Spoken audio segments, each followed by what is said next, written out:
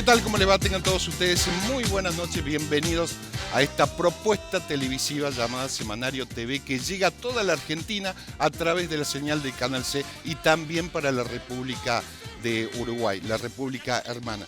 Empezamos con algunos datos destacados de la semana y por supuesto que tenemos que empezar con lo que se conoció en la última semana y tiene que ver con esto, ¿no? La ex pareja presidencial, la primera dama, el expresidente Alberto Fernández, la violencia de género, su impacto y su consecuencia. Hay que ver hasta dónde va a llegar la justicia, muchas veces tildada de tibia con este caso de violencia de género, y tiene varios aspectos. Digo, un impacto que tiene que ver amplificado con la violencia de género, otro impacto político, un Alberto Fernández que aparece solo, sin la cobertura política que tuvo en su momento, y las consecuencias que va a tener esto, ¿no? Y si vamos, señor director, a la otra placa, solamente por hacer algún recuento de los dirigentes. Fíjate, Alberto Fernández golpeaba a la pareja, el intendente de La Matanza, un distrito tan grande como es La Matanza, estamos hablando de uno de los varones del conurbano como es Espinosa, presidente de la FAM, de la Federación Argentina de Municipios, también investigado por abuso a su secretaria, el ex gobernador de Tucumán, ya condenado también por haber violado a su propia sobrina. Muy bien, dicho esto, pasamos al otro destacado que tenemos y tiene que ver con la movilización docente, el conflicto docente que se viene dando con el gobierno de Martín Yarlora. Primero hay que aclarar que nadie podría estar en contra que los docentes tendrían que ganar más. Por supuesto, son los encargados de instruir a nuestros hijos en cuanto a la educación. Pero fíjate la agresión verbal que termina haciendo en la manifestación el secretario gremial de la capital. Fíjate lo que termina diciendo al gobernador en plena marcha. Le dice hijo de P. Por supuesto que todo esto le valió que la reunión que iban a tener al día siguiente Yarlora lo suspendiera. Vuelvo a repetir, nadie está en contra de que los docentes tengan que ganar más, pero me parece que este no es el camino, ¿no? Muy bien, dicho esto, les paso a comentar que para hoy vamos a estar hablando en primer término con el contador Manuel Tagle acerca de lo que dejó el lunes negro, el principio de la semana, la economía, la producción automotriz, la adhesión de la ley RIGI de la provincia de Córdoba y otras cuestiones. En el segundo bloque vamos a estar hablando con el doctor Juan Domingo Viola, actual secretario de Participación Vecinal, acerca del tercer congreso de participación vecinal que se viene en la provincia de Córdoba el próximo 12, 13 y 14. Ya lo paso a saludar al contador Manuel Tagle. Manuel, gracias por estar. Un gusto estar contigo, un placer. Bueno, lo decía un poco en la introducción, ¿no? ¿Te parece que empecemos por lo que dejó el lunes negro en Argentina, en lo macro, en lo micro? Como quieras. Bueno, sí, el lunes se lo denominó lunes negro porque arrancó la bolsa de Tokio con una caída del 12%.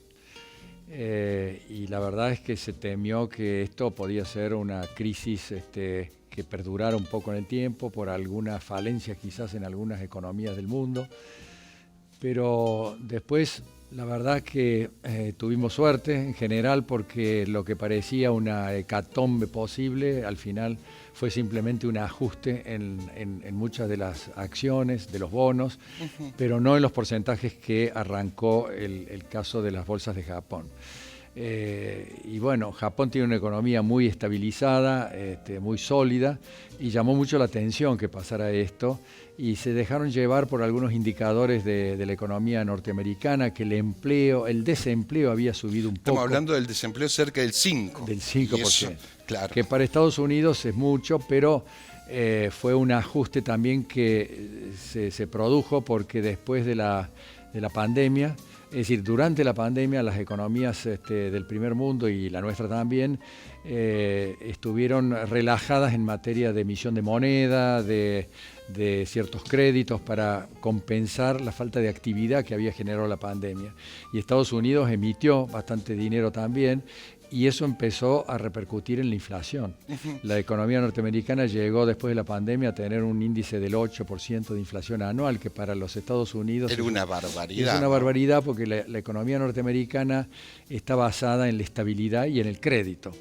Y cuando la inflación sube a esos niveles, el crédito empieza a restringirse y puede llegar a complicarse porque el consumo está basado en el crédito. Manuel, decías, déjame hacer un paréntesis aquí, decías, por suerte no nos pasó nada. ¿Por qué por suerte? ¿Estamos más sólidos económicamente? ¿No tenemos tanto déficit fiscal, etcétera? Bueno, ese es uno de los motivos, el hecho de haber tomado medidas de contracción del gasto público que generó un superávit fiscal que tenemos en este momento. El proceso también de contracción de la emisión de moneda también que decidieron sobre todo al último cuando compraban dólares, emitían moneda y ahora restringieron también esa puerta de la emisión de moneda, con lo cual la emisión de moneda quedó muy restringida o completamente restringida.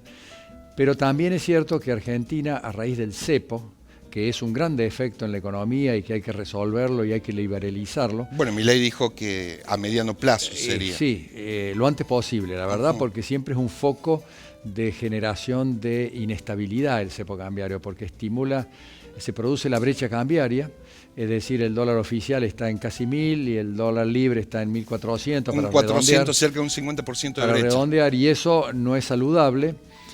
Porque estimula las importaciones y desestimula las exportaciones. Y eso genera o complica la posibilidad de recomponer las reservas del Banco Central, que hay que recomponerlas porque este gobierno recibió del gobierno anterior de Massa y los Fernández un déficit de reservas negativas de 11.500 millones de dólares. Totalmente en rojo. Totalmente es contrafáctico lo que te voy a preguntar, pero dijiste... Pero perdón, te termino porque ese tema del cepo es lo que también ayudó de manera absurda, pero ayudó a que al no tener el cepo, al no generar estímulo en los inversores del exterior para invertir en nuestro país, porque cuando hay cepo no quieren invertir porque no saben si se pueden llevar de nuevo el dinero. Entonces, al no haber inversores del exterior colocados en acciones, bonos argentinos, qué sé yo, esos inversores no salieron porque no estaban por el cepo. Entonces eso contribuyó a que la caída nuestra fue menor que otros países. Manuel, te decía, es contrafáctico, ¿no? Porque ya pasó y nunca se va a saber. ¿Qué hubiera pasado con ese lunes negro, con un gobierno kirchnerista, con la economía como estaba? Bueno... según tu análisis. Bueno, es difícil saberlo porque la verdad que son previsiones que a veces no se cumplen exactamente. El gobierno kirchnerista, con esa obsesión de tener un gasto público elevado, un sector público sobredimensionado, tenía que emitir moneda para sostenerlo. ¿Y por qué emitir moneda? Porque ya la Argentina no tiene crédito, entonces todo se tenía que financiar con emisión de moneda y esa emisión de moneda generaba inflación, generaba inestabilidad. Pero también es cierto que a raíz de ese proceso de gasto público elevado, déficit fiscal y emisión de moneda, el gobierno kirchnerista introducía controles en la economía, control de precios. Lo cual no es bueno para los mercados. No, de ninguna manera. Previsión de importaciones, previsión de exportaciones. Y además se financiaba también con las famosas LELIQ, que le chupaba al Banco Central y al sistema financiero una cantidad enorme de recursos que eso ahora no está produciéndose y por lo tanto no había posibilidad de tener crédito, pero ese sistema generaba inestabilidad. Y entonces es posible que en ese contexto hubiera sido un lunes negro mucho más bravo de lo que fue con este gobierno. Claro, pero más profundo, sí, nunca lo vamos a saber.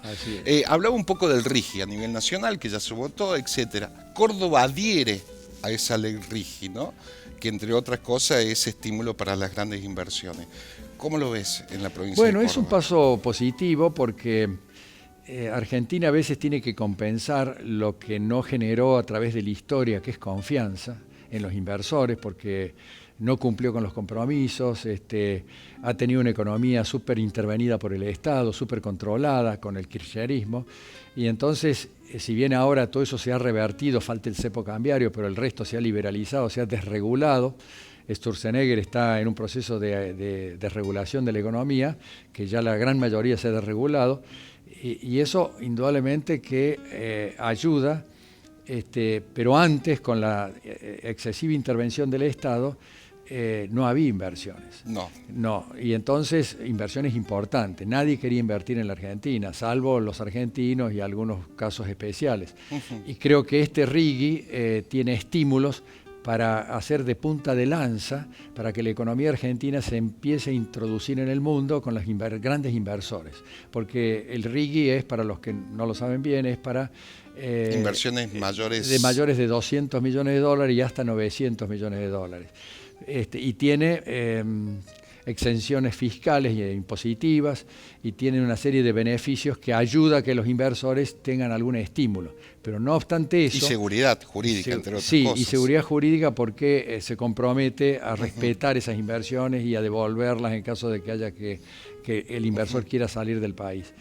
Pero siempre está la desconfianza del cumplimiento de estas normas en Argentina. A pesar de que fue votado en el Congreso, pero siempre está, porque vuelve a subir un gobierno kirchnerista y da vuelta a todo. Y lo puede cambiar por decreto, si quiere, claro, hasta que entonces se modifique. los inversores no van a relajarse, digamos, en el mundo hacia la Argentina y decir, vamos a la Argentina que vamos a tener realmente tranquilidad, hasta que este plan de estabilización que se está llevando a cabo se consolide y tenga éxito.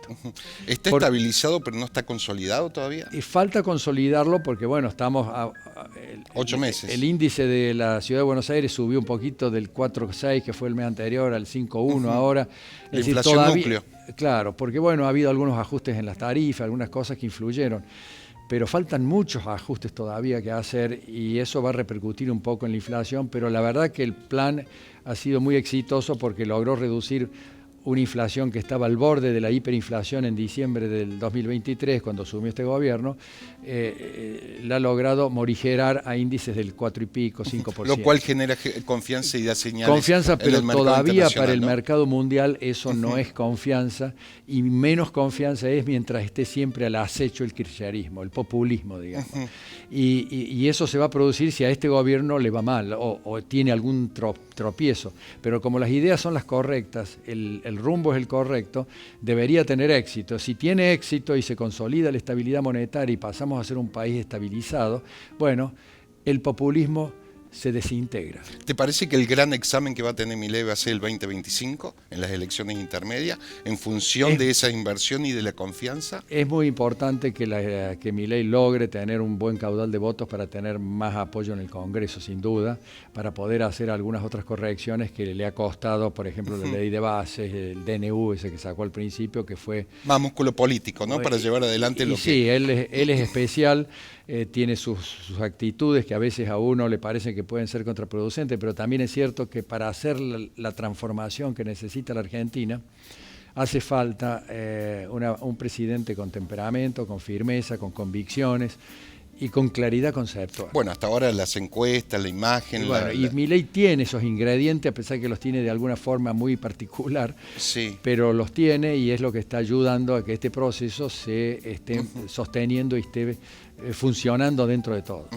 Se me va acabando el tiempo, quedan muchísimas cosas para hablar, pero no te quería despedir sin que me des algunos tópicos de la producción automotriz en Córdoba, que si bien recuperó algunos niveles, pero no los buenos que estaba acostumbrado Córdoba. Bueno, no, porque la producción automotriz estuvo muy hackeada por los controles de importaciones, el control del cepo cambiario con el gobierno kirchnerista. No se autorizaban importaciones, no se daban dólares, se llegó a deber a los proveedores del exterior, que los importadores importaban y le quedaban debiendo a esos proveedores entre 30 y 40 mil millones de dólares, que es lo que este gobierno salió a resolver con el bono ese especial BOPRIAL en dólares para pagar esas deudas. Bueno, pero todavía el proceso no está consolidado. Entonces la industria automotriz reaccionó ahora que el mercado se está moviendo un poco con el dólar que subió un poquito y se distanció del dólar oficial, pero eso es transitorio. Creo que hay que ser prudente, hay que esperar que la estabilidad monetaria sea el motor del crecimiento y de la recuperación económica. Ojalá si sea más en Córdoba que la cuna de las autopartes, a través del crédito, y por ese lado va a venir la recuperación económica, no a raíz de la emisión de moneda, del gasto público excesivo, porque eso es como la llama de un fósforo. Seguro, y populismo total. Manuel, gracias y hasta la próxima. Gracias a vos, un gusto. Nos vamos al corte, ya volvemos.